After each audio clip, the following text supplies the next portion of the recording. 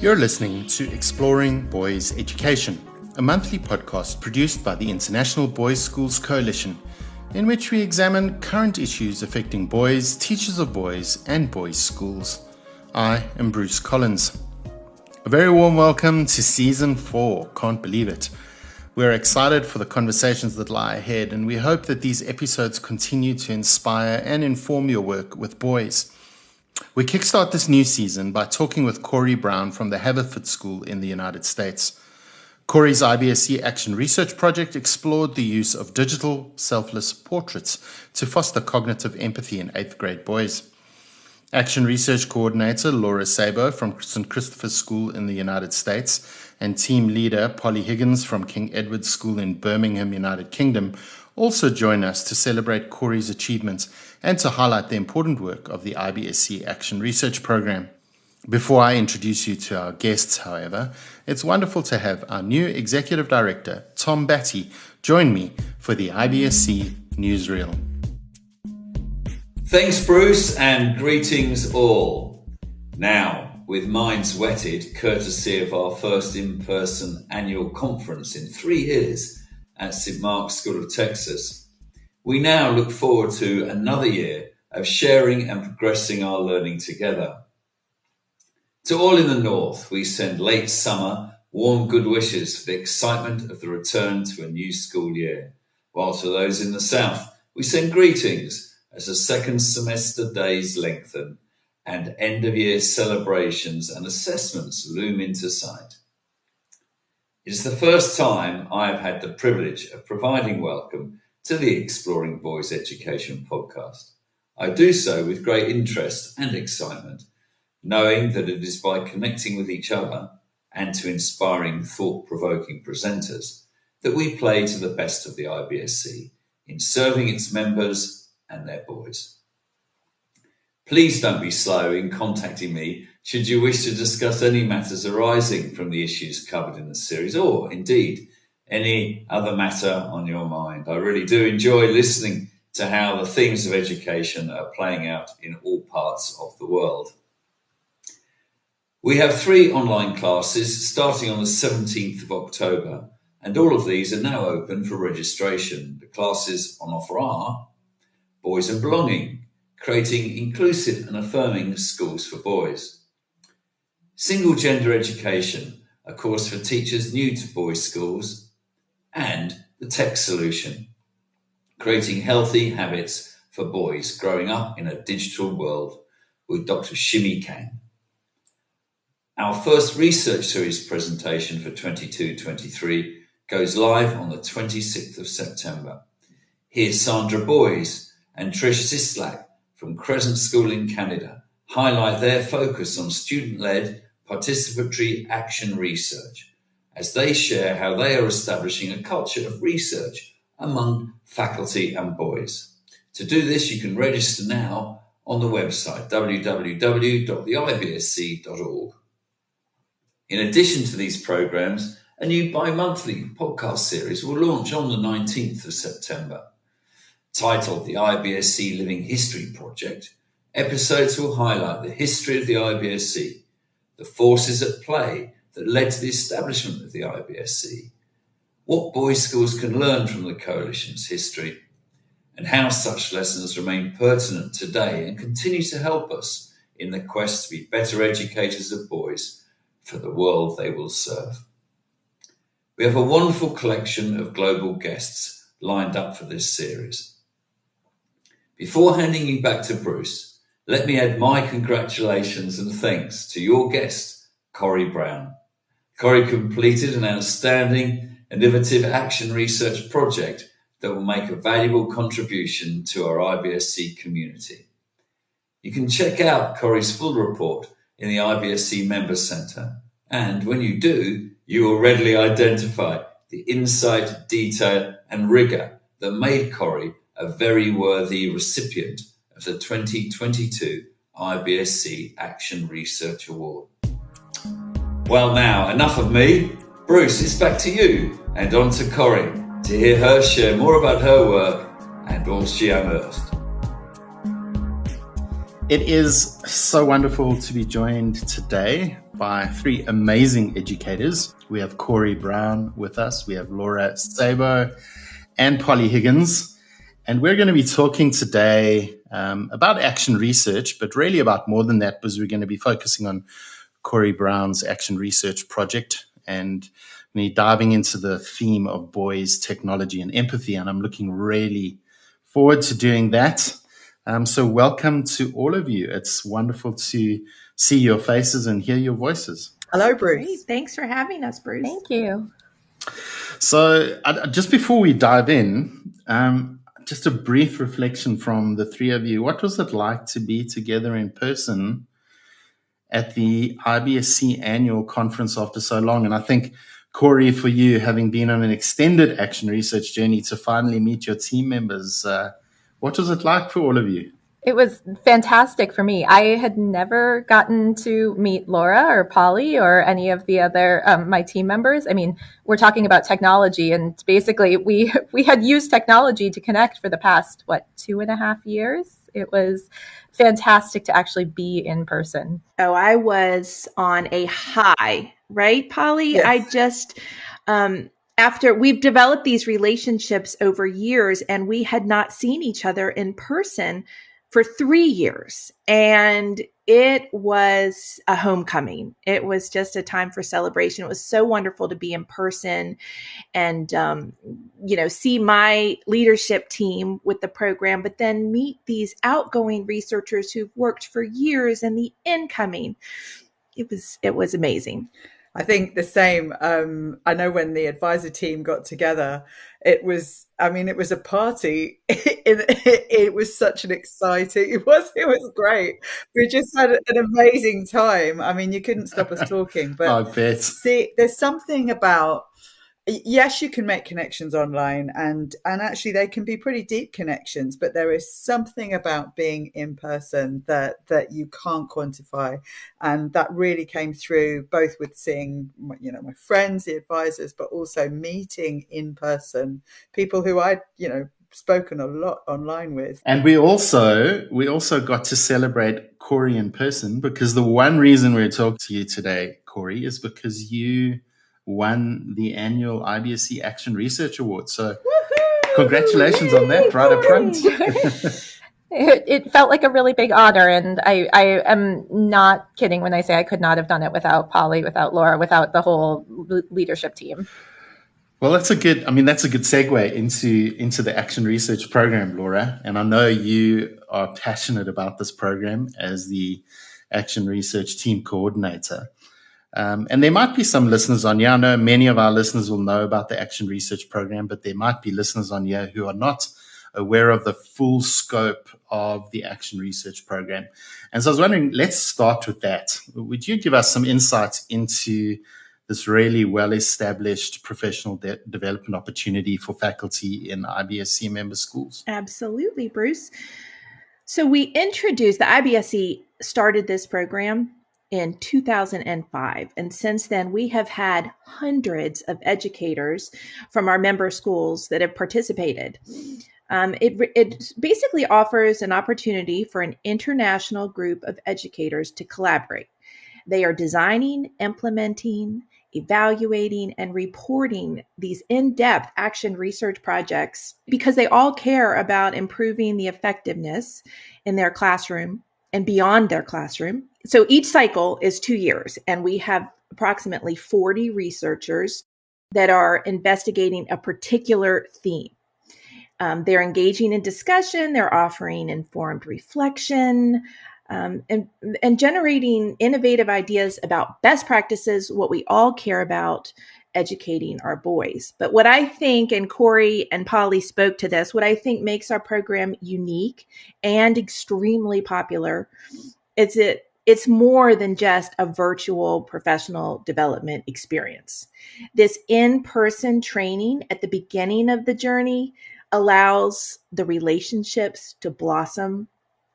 And something about those brainstorming sessions and the professional scholarly discussion at the in-person moment, it contributes to this ongoing, rich and fulfilling online exchange during the subsequent months. The researchers are conducting their projects, but we get to follow up in person once again at the next annual conference, and the cohort gets to celebrate all their hard work in person. They get to see their professional and personal friends again.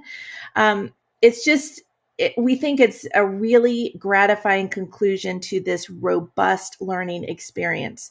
And it has implications for all the stakeholders in our school communities. So it's really special. Laura, I don't want to forget, we have some other superheroes who helped this program happen. Polly isn't the only Action Research Team advisor. I thought we'd just give a quick shout out to your other 3 advisors before we dive into the bones of Kori's project. Don't you want to tell people who they are and where they're from? Yes, indeed. We are very fortunate to have Trish Sislak from Toronto, Crescent School. We have Janet Lien from Browning School in New York City, and Luke Rawl from Toowoomba Grammar School in Queensland, Australia. We have another member of the team who is fondly called the Axe.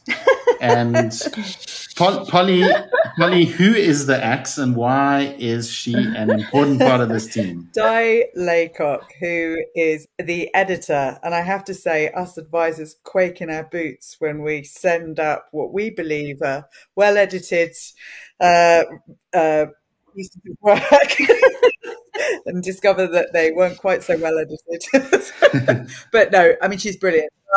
Di is fantastic, and I have learnt so much from being part of this team, and she is razor sharp, and it is a real privilege to work with her. Can I add, Polly? I just sent her the topic description because, again, you want Di's eyes on anything before, and she just can make the smallest tweaks to make it stronger and better. She is a guru, a research guru for sure. Yeah. Kori, I'd like to hear from you. I mean, all 4 of us on this call are actually graduates of the Action Research Program.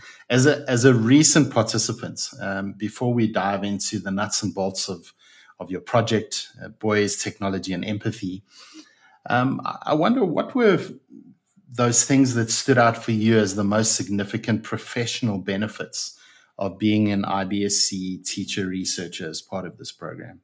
As you all know, having gone through the program, Action Research in general, it encourages educators or teachers to improve our craft in a way that directly benefits our students. So when the teachers engage in action research, they're able to use Laura's word, to innovate, to try a new action, while they're simultaneously reflecting on what works best for their students. So knowing that this program would not just benefit me, but it would benefit my boys was a really big draw and a really big, professional benefit.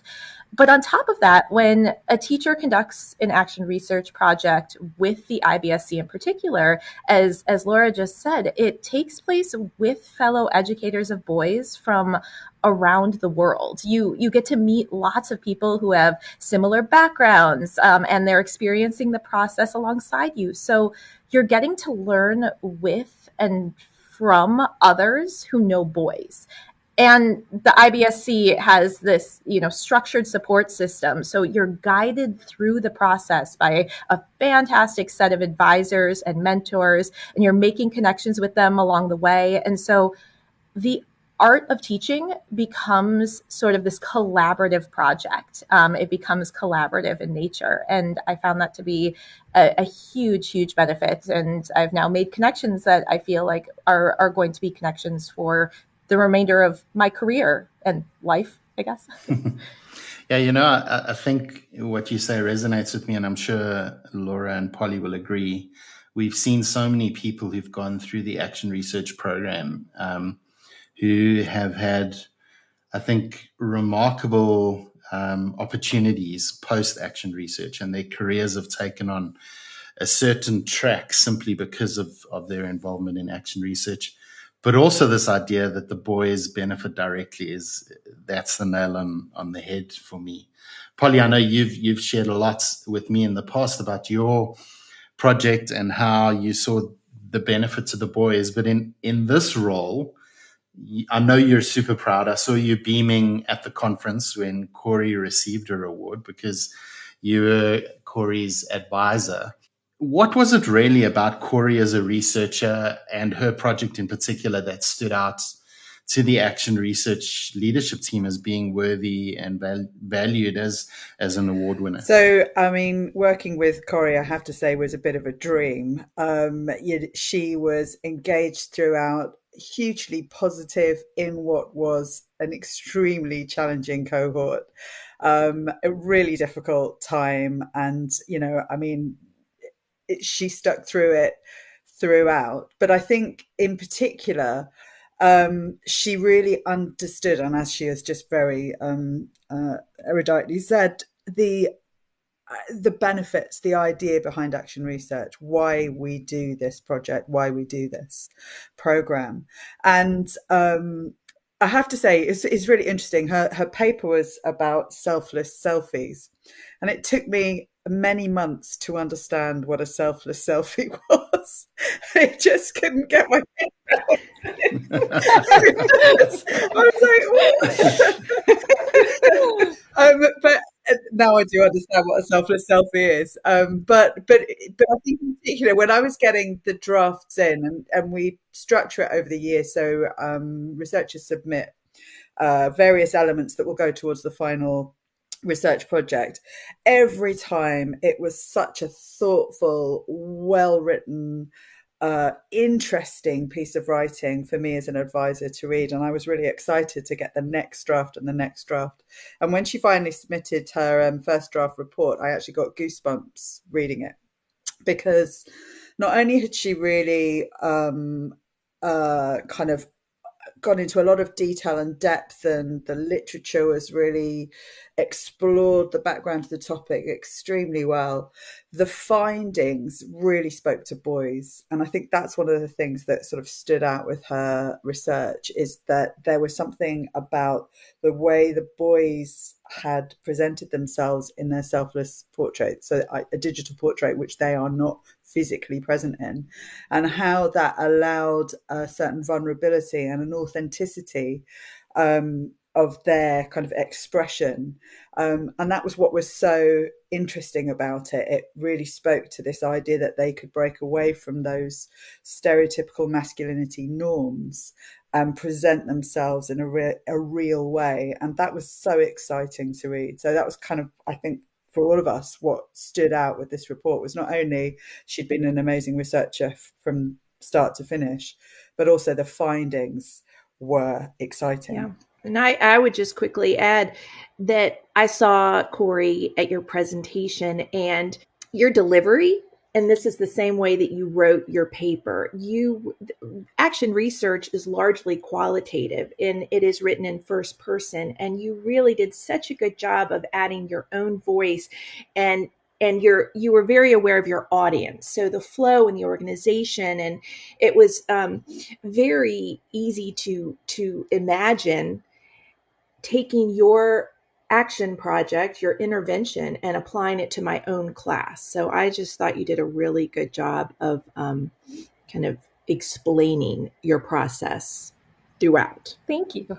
I have to say I credit Polly and the Action Research process with a lot of that too, though, because as Polly was explaining, a lot of that came from the draft process of getting Polly's feedback, having Polly encourage me to look a little bit more at boyology, and I think that a lot of that kind of came out of the fact that IBSC has this 2-year-long kind of process for this. So, Kori, you've already spoken of the professional benefits of the program. But I'd like to turn our attention now to your project in particular to highlight some of what you learned in your context about boys, technology, and empathy.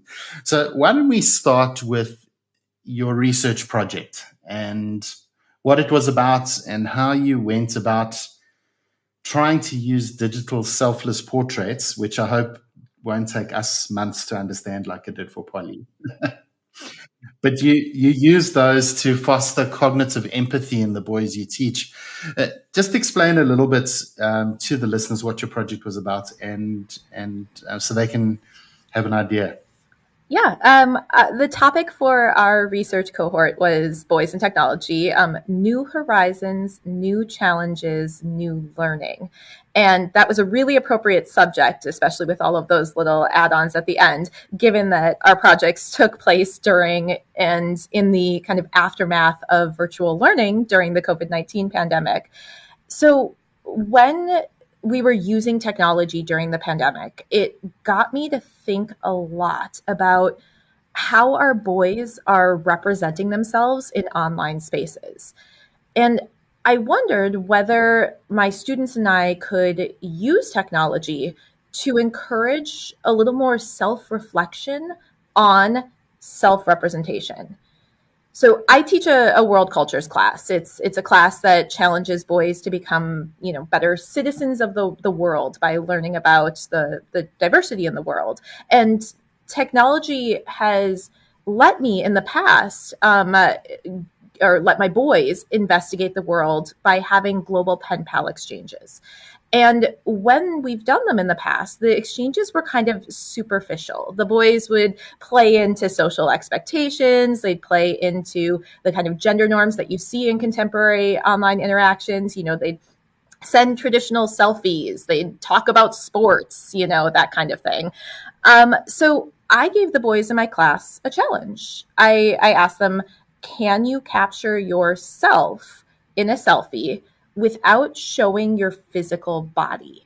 What types of objects would you use if you weren't going to use your physical body? What type of setting would you include? How can you convey, who you are in such an image? And then we use these selfless portraits in a global pen pal exchange with students from another culture. We were communicating with students in Belgium. And my goal was to see whether and how they could encourage cognitive empathy. You talk about cognitive empathy. Why is it important, do you think, for boys educators to develop their students' cognitive empathy skills? Why is that so important, particularly in this day and age, and particularly for boys? Yeah, recent studies have demonstrated that boys in particular see a decline in kindness and cognitive empathy. And by that, I mean perspective taking, or being able to kind of adopt the viewpoint of another individual and I identify with another individual. And they see that mostly during their middle school years, particularly around the age of 14, which is the age that I teach. And scholars have suggested that this could be partly related to the challenges presented by technology. It could also be the result of gender role expectations and kind of outdated notions of masculinity that are still holding on today. So I use the content in my world cultures class as a vehicle for teaching the skills of intercultural understanding and perspective taking. But I think it's really important for all of us in boys education to be focusing on practicing those skills with our students, because we want to ensure that we're helping them grow into, culturally aware and empathetic young men. And I suppose young men who are also in touch with their emotional selves, which stereotypically is ignored in boys, isn't it?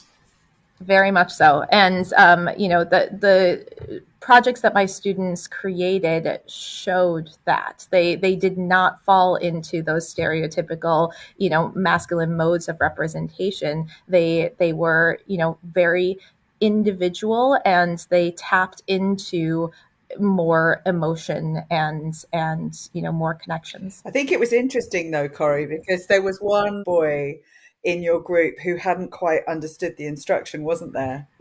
There was indeed, and it was fascinating. He did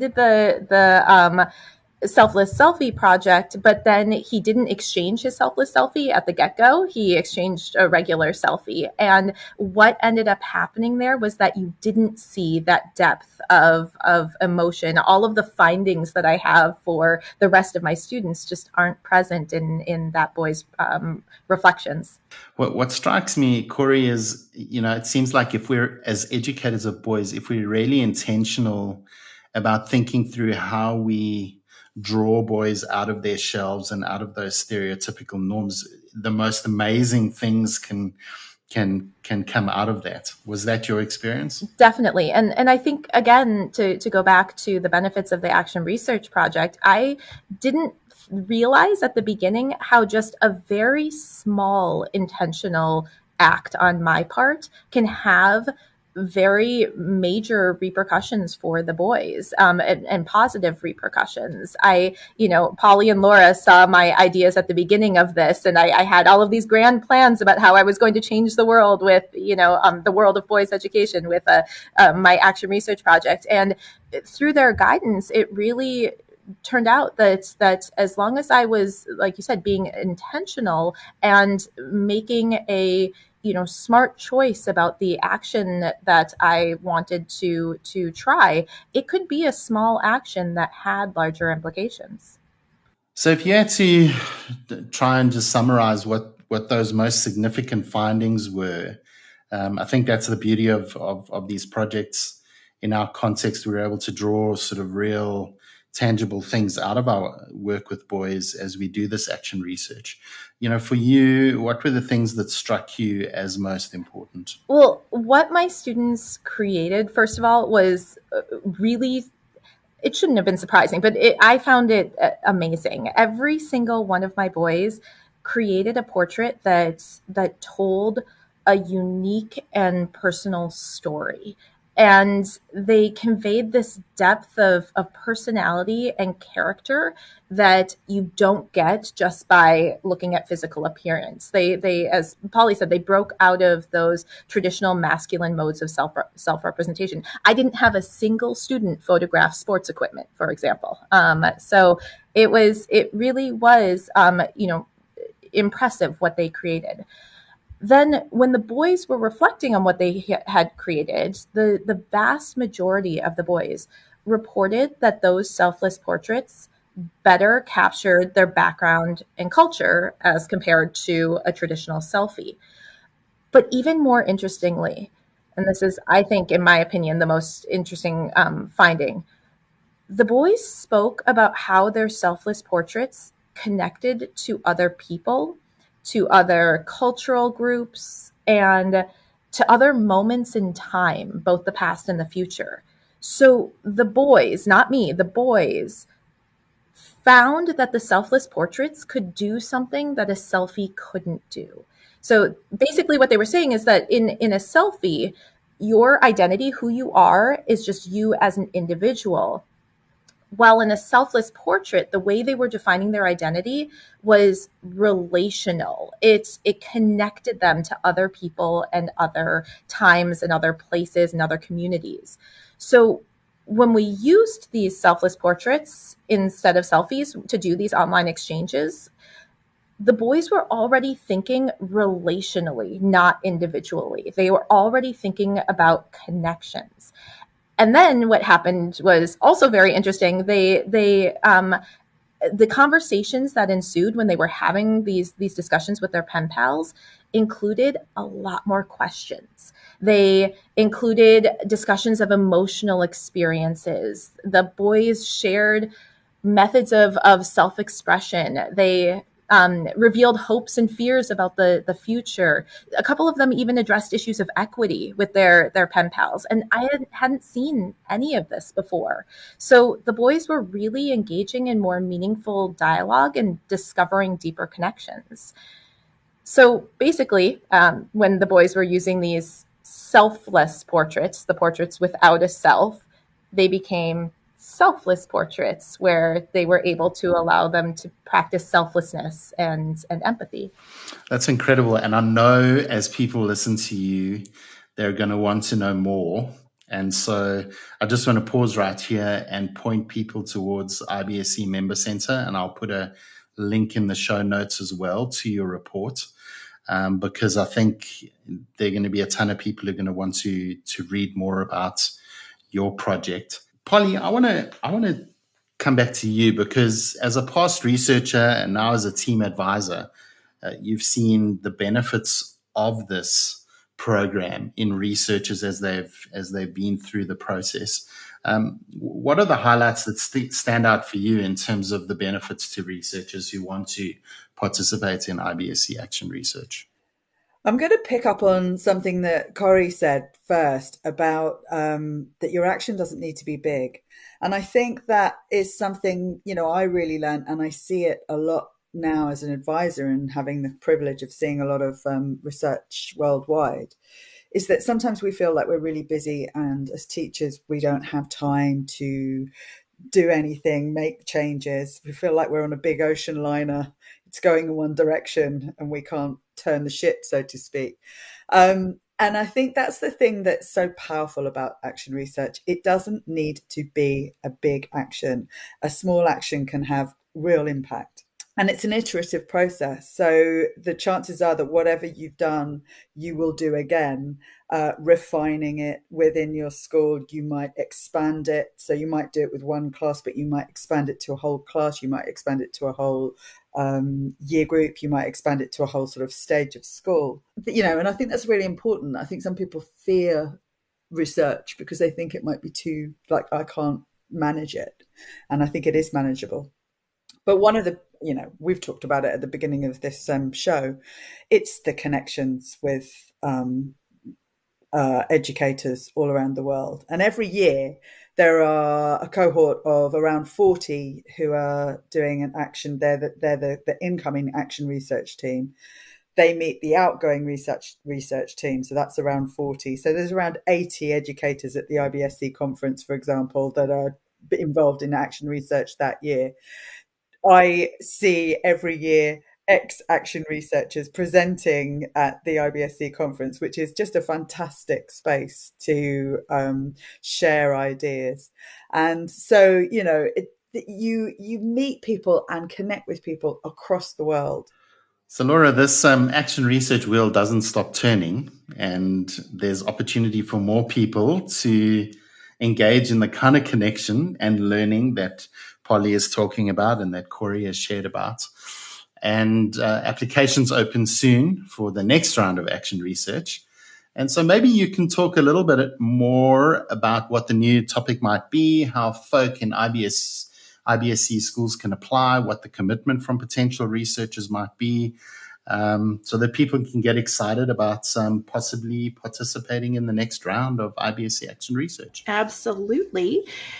So you've heard it throughout this podcast, the masculinity issue.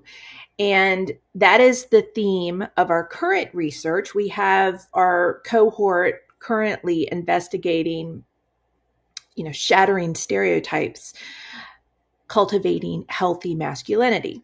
And we care so much about this topic. It's so timely and so important that we weren't quite ready to let it go. So in our next cycle, we are going to revisit the topic, but we've added a twist to it.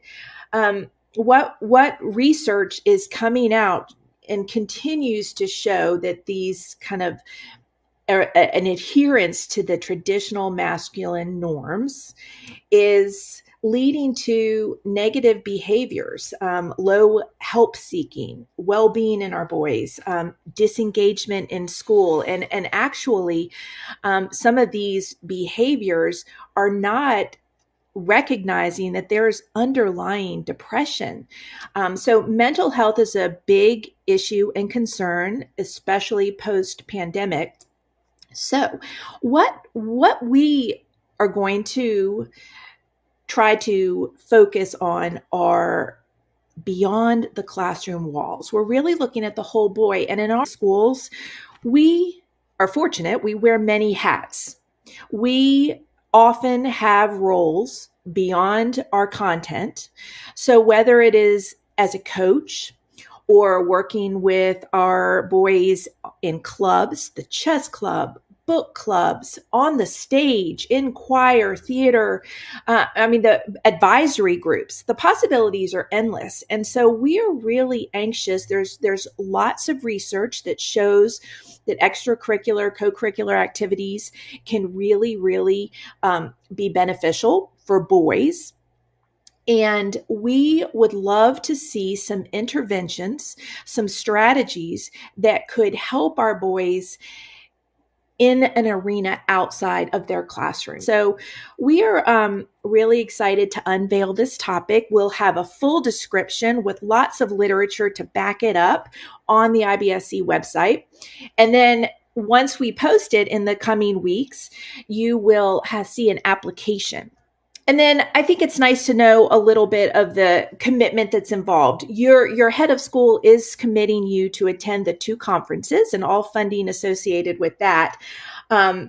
So, of course, the next one will be at Westlake Boys School in Auckland, New Zealand. And that's where you arrive 2.5 days prior to the conference, and you'll have this in-person training and attend the conference.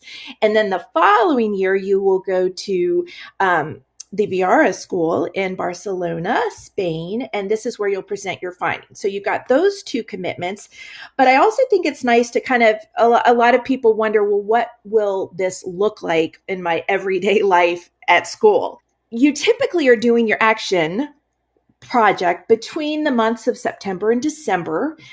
You are working towards writing a report up to 5,000 words max. And you're giving submissions along the way, which makes, hopefully, this process manageable. We find that for most researchers, it takes about 3 to 4 hours of work per week. Sometimes they're busier than others, depending upon when submissions are due. You are participating in online discussions with your team and your team advisor. But the structure of the program has made it manageable if you kind of map it out and follow the timeline of the research process. And that will be posted on the site as well. That's a great summary, Laura. And I know your contact details will be available too. So if people have questions, I'm sure they can reach out to you, or they can reach out to IBSC, and we'll be happy to answer any questions. Really excited that we'll be focusing a second year on masculinity and masculine stereotypes. I think it's such an important conversation, which we're having more and more in boys' schools and more in the coalition. I think the key to this is this program is a really rigorous program. It's manageable for teachers, but there's real rigor in it as well. And I think the findings and the process that teachers will experience is of real value. So yes, there's a time investment. Yes, there's a commitment from schools. But at the end of the day, the process is designed to be something that will make a real difference, not only in the lives of teachers and boys, but will be of benefit to their schools too. Absolutely. And so to the 3 of you, thanks for your time. I know all 3 of you are actually on holiday still, although, Laura, I think you have probably 2 hours of holiday left. I have to go clean the library today, so back to work. But I know people are going to benefit, so thanks for spending this time with me. Thanks, you, Bruce.